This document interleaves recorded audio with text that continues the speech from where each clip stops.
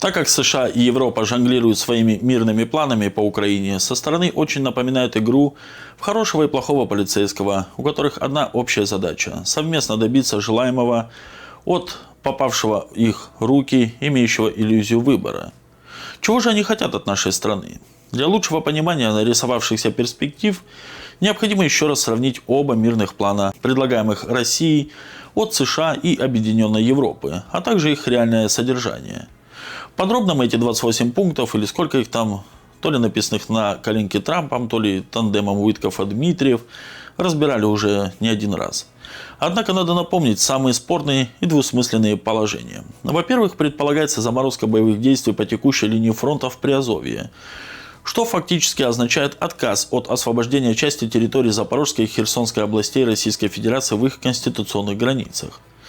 Во-вторых, Российская Федерация в случае вывода ВСУ с севера Донбасса отказывается от размещения армии на своей собственной территории в их конституционных границах, соглашаясь на ее демилитаризованный статус. При этом предполагается сдать обратно Киеву уже частично освобожденные куски Сумской, Харьковской, Днепропетровской и Николаевской областей, без прямого запрета на размещение там для ВСУ. В-третьих, Москва должна будет на законодательном уровне оформить запрет для самой себя на некие новые территориальные претензии к Украине. По всей видимости, тех патриотически настроенных россиян, что будут с тревогой говорить о необходимости быть готовыми к новой войне, в случае принятия таких законов станут преследовать по всей строгости. Наконец, Россия должна согласиться на то, что следить за процессом мирного урегулирования вооруженного конфликта на территории Украины, наказывать за его нарушение и расходовать замороженные золотовалютные резервы ЦБ РФ будет так называемый Совет мира под предводительством Дональда Трампа. Если называть вещи своими именами, то этот американский мирный план предполагает добровольный отказ нашей страны, по-прежнему ведущей относительно успешное наступление на фронтах, от значительной части собственного национального суверенитета с передачей функций верховного арбитра США, который де-факто является главным разжигателем братоубийственной войны на Украине. Но это еще ничего по сравнению с тем, на каких условиях там предлагают замириться евроглобалисты и оппозиционная Трампу Демпартия США. Так называемый мирный план Европы мы тоже уже разбирали, отметив, что из него по сравнению с трамповскими 28 пунктами исчезли все условно выгодные Российской Федерации положения, но появились новые, которые невозможно принять без полной и окончательной потери лица.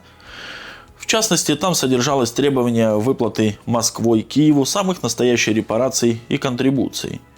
Украина будет полностью восстановлена и получит финансовую компенсацию, в том числе за счет российских суверенных активов, которые останутся замороженными до тех пор, пока Россия не возместит ущерб Украине.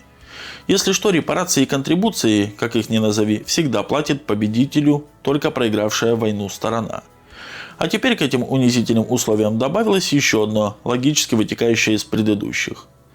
Так, подводя итоги онлайн-встречи министров иностранных дел стран Евросоюза, глава европейской дипломатии Кая Каллас потребовала ограничения российской армии, на нужды которой идет порядка 40% ВВП.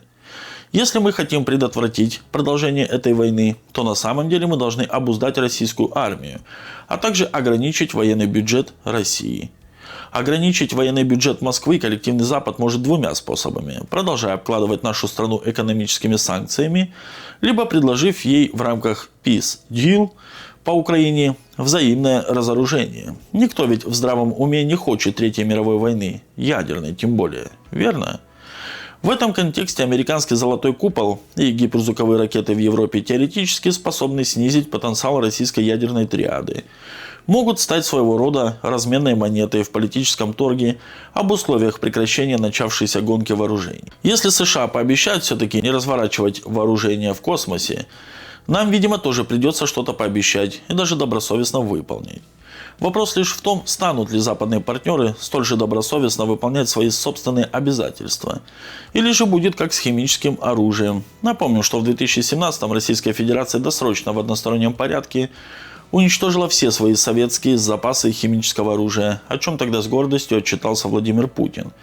Как известно, самыми крупными обладателями химического оружия была Россия и является до сих пор Соединенные Штаты, которые, к сожалению, не выполняют своих обязательств по срокам уничтожения химического оружия. уже трижды переносят сроки его ликвидации, в том числе под предлогом отсутствия достаточного необходимого количества бюджетных финансовых средств, что, честно говоря, звучит как-то странновато. Ну ладно, мы ожидаем, что Соединенные Штаты, так же, как и другие страны, будут выполнять все свои обязательства, взятые в рамках международных соглашений. Стоит ли говорить, что США свой химический арсенал так и не уничтожили, о чем в марте 2022 года сетовал замглавы МИД Российской Федерации Рябков. США, в отличие от России, до сих пор не уничтожили свои запасы химического оружия. Было сказано, что в Европе нет такого оружия, но в Америке оно остается, и темпы его уничтожения крайне низкие. Мы неоднократно подчеркивали, что нам непонятно, по какой причине США настолько медленно в режиме искусственной затяжки, несмотря на наличие всех ресурсов, технологических, финансовых и иных любых, ведут уничтожение своего химического арсенала.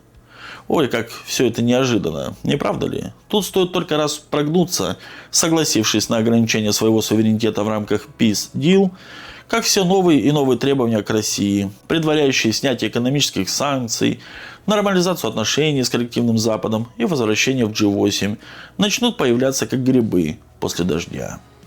Вот такие вот, друзья, у нас новости. Подписывайтесь на канал, ставьте лайки и обязательно оставляйте свои комментарии.